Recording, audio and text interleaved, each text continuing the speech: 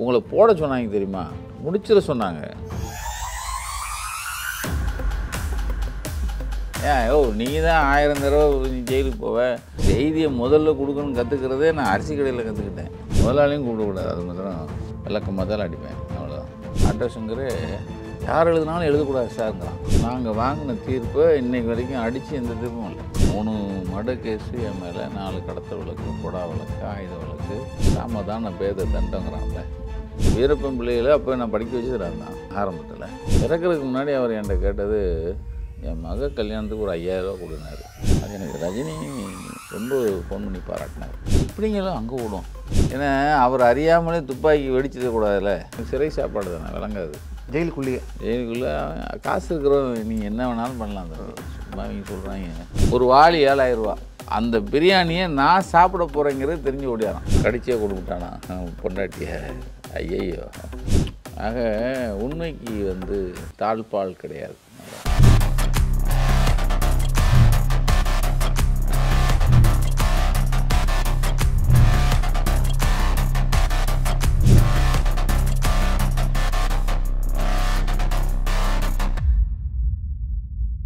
ஒரு ஜேர்னலிஸ்டோட டிசிப்ளின் அப்படின்னா என்னெல்லாம் கடைபிடிக்கணும்னு நீங்கள் நினைக்கிறீங்க?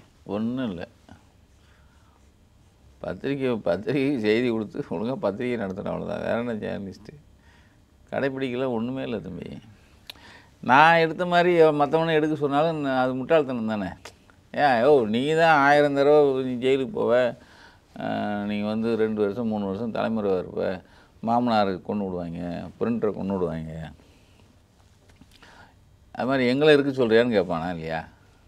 அவன்கிட்ட போய் நீங்கள் சொல்ல வரீங்க, என்ன சொல்கிறீங்க? நான் நம்ம என்ன பெரிய இந்த அறிவுரை சொல்கிற அளவுக்கு நம்ம இருக்கோம், அப்படிலாம் கிடையாது. இப்போ உங்கள்கிட்ட நாங்கள் கற்றுக்கலாம்ல. அது கற்றுக்காது உங்கள் இஷ்டம். நான் அதை பற்றி இல்லை, நான் கற்றுக்கன்னு நான் சொல்லவே இல்லை. நாங்கள் இப்படி தான் இருப்போம். நக்கீரனா இருக்கும். நக்கீரனை நீங்கள் பார்த்து நீங்கள் இல்லை ரிப்போர்ட்டர்லாம் இப்படி தான் இருக்கணும். நான் செய்தியை முதல்ல கொடுக்கணும்னு கற்றுக்கிறதே நான் அரிசி கடையில் கற்றுக்கிட்டேன். எப்படி? அது என்ன, நீங்கள் கடையை 10 மணிக்கு திறந்து நைட்டு 8 மணிக்கு மூடிடுவாங்க, 7 மணிக்கு மூடிடுவோம். அந்த ஏரியாவில் நெசவாளர்கள் 6 மணிக்கு கடைக்கு அரிசி வாங்க வருவான். நான் எங்கள் ஓனர்கிட்ட சொன்னேன், என்னென்ன 6 மணிக்கு கடை திறக்க வரையும் நம்ம பூட்டியிருக்கோம்னே, காலைல 6 மணிக்கு திறக்கணும்லன்னு. அப்படியே திறன்னாரு. திறந்தா எனக்கு என்ன லாபம்னா, காலைல டிஃபன் கொடுப்பாரு. அப்போ டிஃபன் கிடைக்குதுங்கிறக்காக காலைல 6 மணிக்கு திறந்தேன். நைட்டு 10 வரைக்கும் திறப்பேன். 10 வரைக்கும் இருந்ததுனால எனக்கு நைட்டும் சாப்பாடு வாங்கி கொடுத்துருவாரு. நல்ல சாப்பாடுனா நைட்டு நல்ல கோழி, முட்டை, ஆம்லேட்னு வெளுப்பேன். ஆஃப் ஆயில்னு நல்ல வேலை பார்த்துட்டு சாப்பிட்றதுல. இதனால் எனக்கு என்ன பலன்னா, 300 ரூபா வியாபாரம் 3000 வியாபாரம் ஆச்சு. அங்கே என்ன கற்றுக்கிட்டோன்னா, எதையும் முன்னாடி கொடுக்கணுங்கிறது. அதான் நக்கீரன். புரியுதா உங்களுக்கு? சூப்பருங்க. இதுதான் அங்கே கற்றுக்கிறோம். அப்போது வர்ற வழியில் சில விஷயத்தை கற்றுக்கிட்டே போகிறோம். அது கொஞ்சம் தைரியம் வேண்டியிருந்தது. நாங்கள் அப்படிலாம் இல்லை. பார்த்தீங்கன்னா நிறைய உதாரணங்கள் இருக்குது. ஆட்டோ சங்கர் எடுத்துங்க. ஆட்டோ சங்கரே அவனை ஏன் எழுத சொல்லலாம்னு யோசிக்கிறோம்.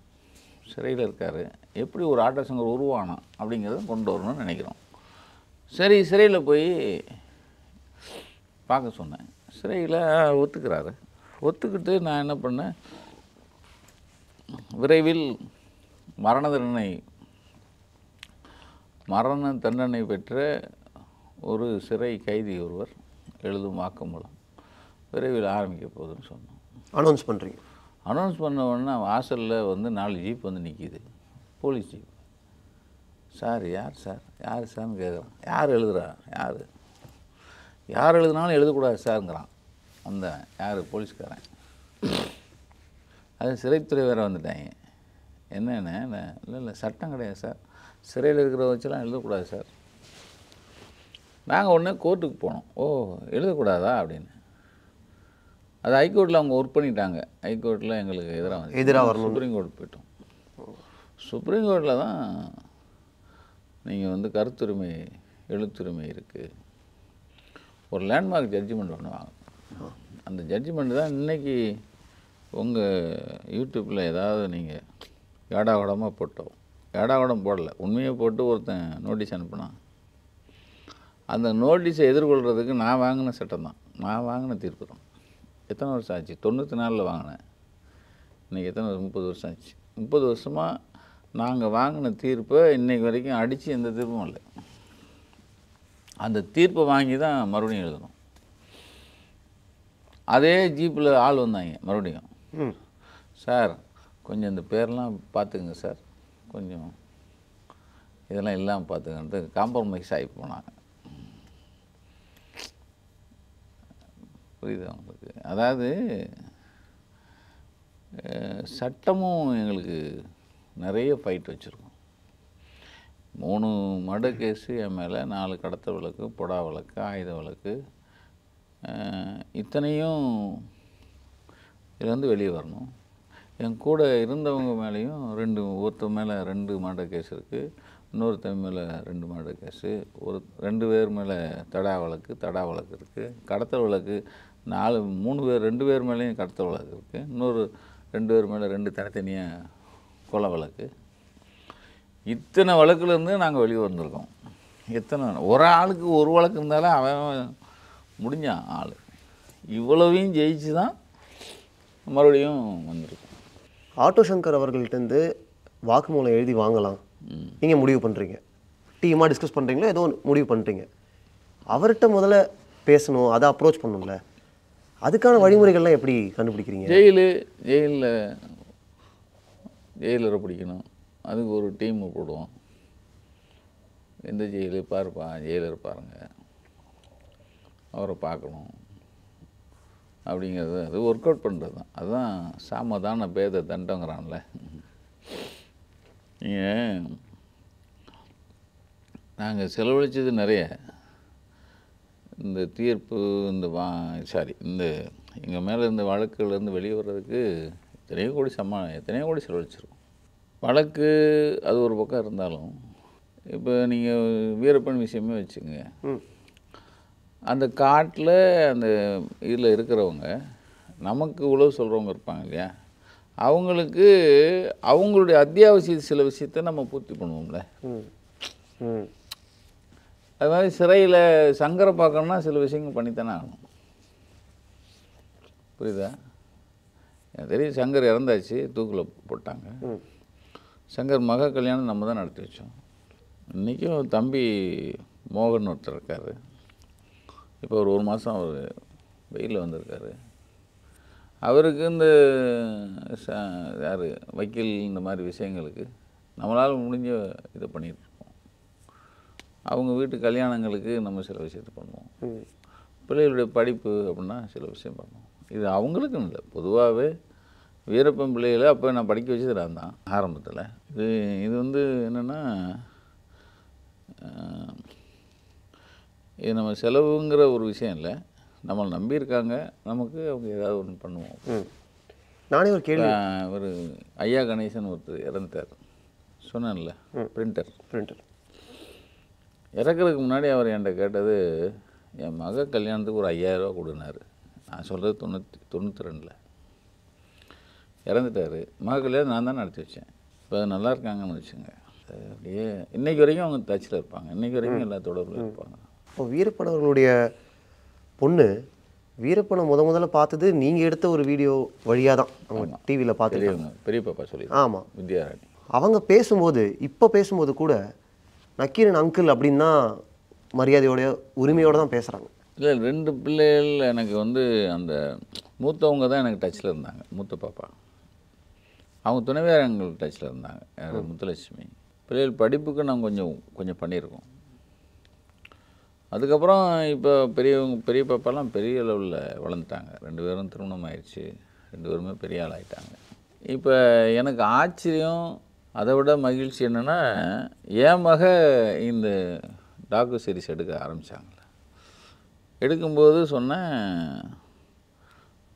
இந்த எல்லா ஏரியாவும் யாரும் புண்படாமல் பார்த்துங்கன்னு சொல்லுவேன் என் மகிட்ட. யாரும் புண்பற்றக்கூடாது, ஏன்னா இதுக்கு வேலை பார்த்தவங்க நிறைய. இந்த மாதிரி வீரப்பன் ஃபேமிலிங்கிறது ஒன்று இருக்குது பார்த்துங்கண்ணே. ரொம்ப அதிசயம் ஆச்சரியம் எனக்கு வந்து அவங்க வீடியோ காமிச்ச பிறகு தான் நான் பார்த்தேன். நம்ம அலுவலகத்துக்கே பாப்பா வந்திருக்கு, இங்கே இந்த ஸ்டூடியோக்கு வந்திருக்கு, பெரிய வித்யாராணி பேசிட்டு போயிடுச்சு. அந்த வீடியோ பார்த்தேன், அந்த எபிசோடில் வரும். என் மகளுக்கு கை கொடுத்தேன், அந்த டீமுக்கு கை கொடுத்தேன். ஏன்னா அந்த பிள்ளையை வர வச்சு பேசி ஒரு பக்கம், அது ஒரு இடத்துல சொல்லும் பாருங்கள். அதாவது 2 ஷாட்டை வச்சுருப்பாங்க. இந்த பக்கம் சுகுமார்னு ஒருத்தர், வீரப்பனால் அந்த குண்டு வெடிப்பில் இறந்தவர் சுகுமார், அவருடைய பொண்ணு ஒன்று இருக்கும்.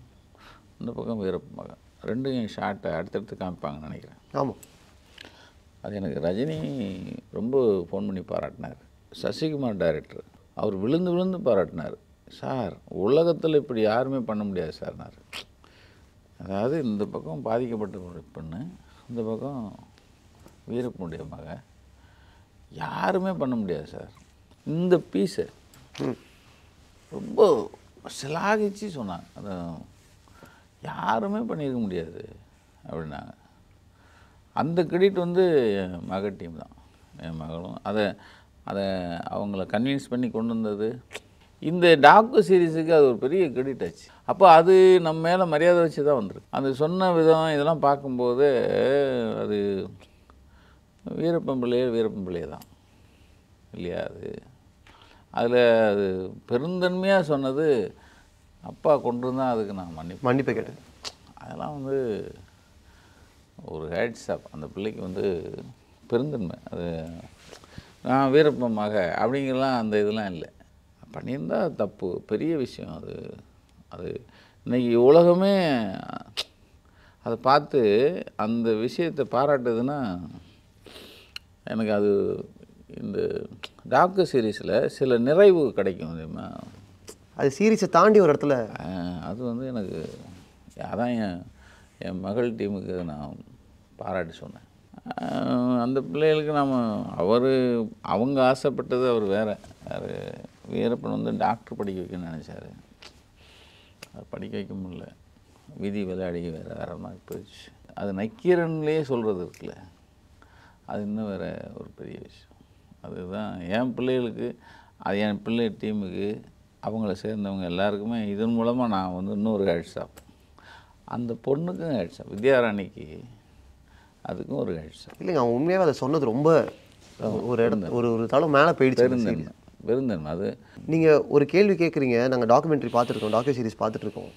அவங்க திடீர்னு எப்படி ஒரு கொலையை பண்ணணும்னு நடித்து காமிச்சிருந்தாங்க துப்பாக்கிலாம். ஆமாம், அதெல்லாம் நேரில் பார்க்கும்போது எங்களுக்கு ரொம்ப ஆச்சரியமாக இருக்குது. ஏன்னா ஆச்சரியமாக இருக்குது, ஒரு பக்கம் பயமாகவும் இருக்குது. அந்த இடத்துல நம்ம இருந்தால் எப்படி ரியாக்ட் பண்ணி போனே தெரிலல்ல. நான் எப்படி யானை விரட்டிச்சு, காட்டு எருமை துரத்தும் போது நான் எப்படி ஓடினேன், அதெல்லாம் எனக்கு சொல்லி காமிப்பேன். அப்படி இது வந்து பிஎஸ்எஃப் போலீஸும் வந்துடுவாங்க, நான் எப்படி அவங்கள எதிர்கொண்டுங்கிறது தான் அதுதான் இதில் வந்திருக்கும். இன்னொரு இதில் வந்து காட்டு எருமையிட்டேருந்து நான் எப்படி தப்பிச்சேன் அப்படின்னு அதை சொல்லி காமிப்பேன். அப்படி நான் நிற்பேன், இப்படிங்கெல்லாம் அங்கே ஓடும். நீங்கள் பார்த்தீங்கன்னா அந்த அவர் சொல்லும்போதே அந்த முக பாவனையும் அப்படி சொல்லிட்டு தான் ஓடுவார். நான் என்ன பயந்துட்டியாம்பா, அப்படி நம்மகிட்டே பயந்துட்டியா யானை இந்த ஓட்டம் ஒன்றா அப்படிப்பேன். ஏன்னா அவர் அறியாமலே துப்பாக்கி வெடிச்சிடக்கூடாதுல்ல, அது வேறு சிக்கல் இருக்கே அப்படியே. அதனால் துப்பாக்கி கொஞ்சம் தள்ளி வை நம்ம. நான் நிறைய சம்பவங்கள் 96 நான் 96 பார்த்தேன், 2000 வரைக்கும் 4 வருஷம் எத்தனையோ முறை முயற்சி பண்ணி ஒரு 11 தடவை பார்த்துருக்கேன். உங்களுக்கு ஜெயில் அனுபவங்கள் உண்டு.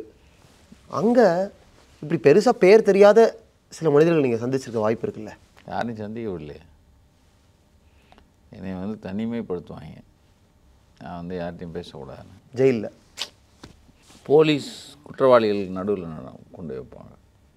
போலீஸ் குற்றவாளிகள், போலீஸில் வேலை பார்க்குறவங்க குற்றம் பண்ணி உள்ளே வந்திருப்பாங்கள்ல, ஓகே, அவங்களுக்குள்ளே கொண்டு போய் உன்னை வச்சுருப்பாங்க. அதில் ஒருத்தன் அமாவாசைன்னு ஒரு ஆள், அது தலைமை காவலராக இருந்து ஜெயிலுக்கு வந்தவன். ரொம்ப நாளைக்கு அப்புறம் 10வது கோர்ட்டில், சிஎம்எம் கோர்ட்டில் 10வது கோர்ட்டில் எங்கள் அட்வொகேட் நம்ம தம்பி ஒருத்தர் பார்த்துருக்காரு. நாங்கள் 2 பேர் தான் இருக்கோம். நான் வந்து என்ன அமாவாசைனே அப்படின்ட்டு நான் டீ சாப்பிட போயிட்டேன்.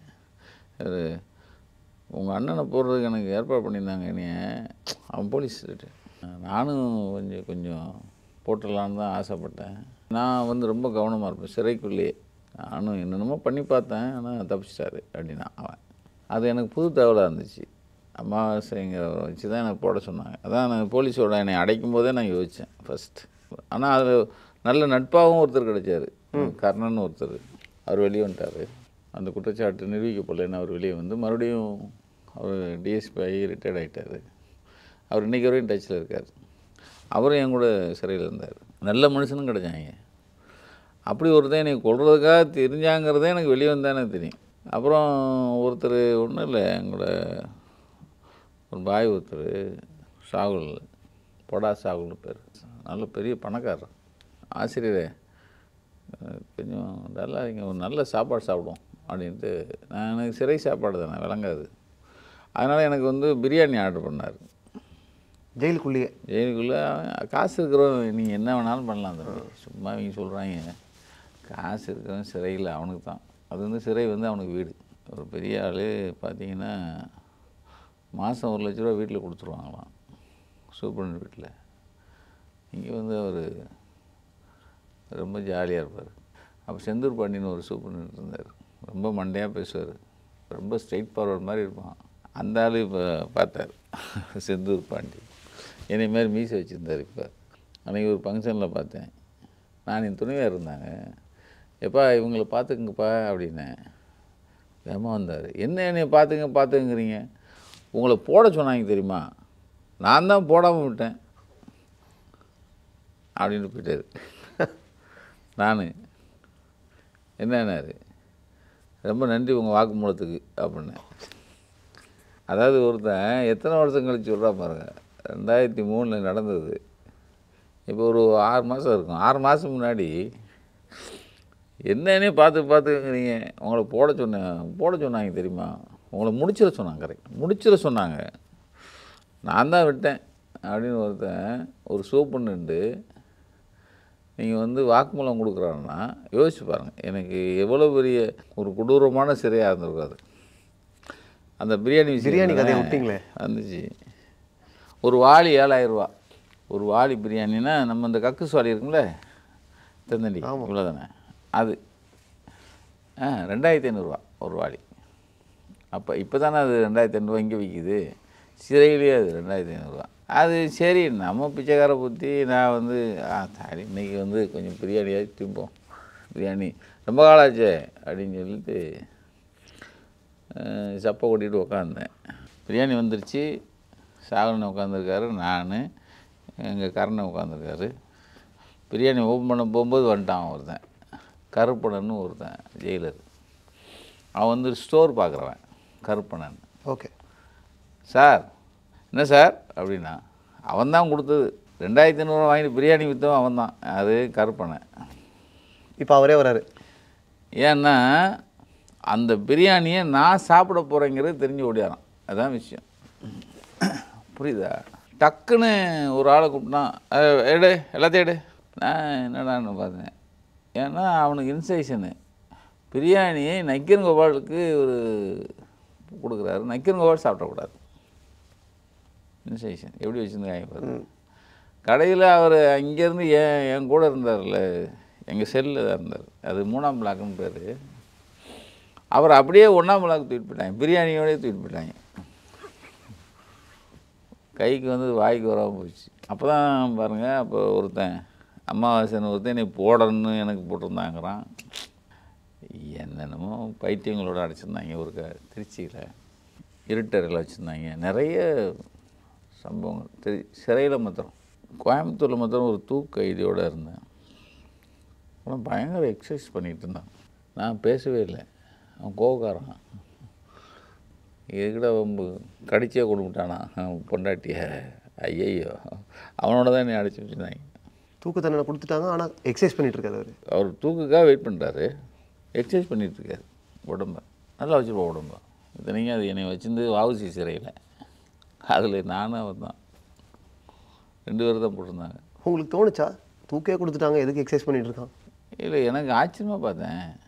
அவனுக்கு என்னென்னா தூக்கு பெருசாக எடுக்கலையே. தூக்கு கிடச்சிச்சின்னா அவன் உட்காந்து அழுகலாம் இல்லை.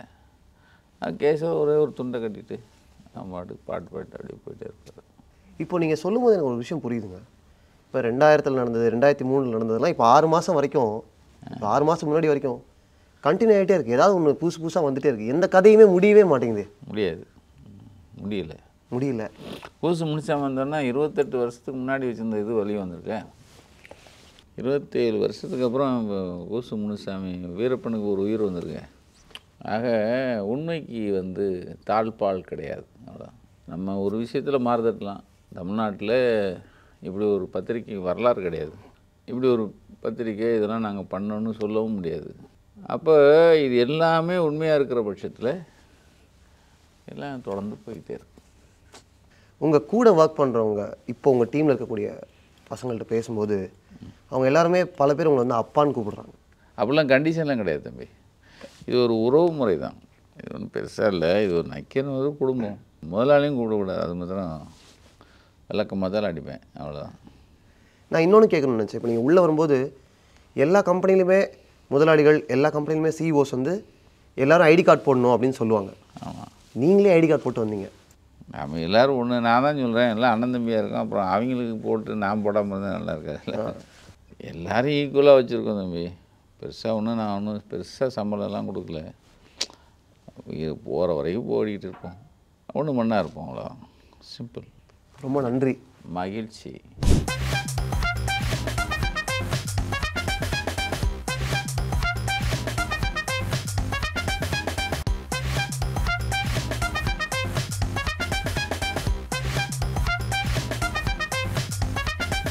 Hi, this is Karthik Subraj. நான் அருண் மாதேஸ்வரன்.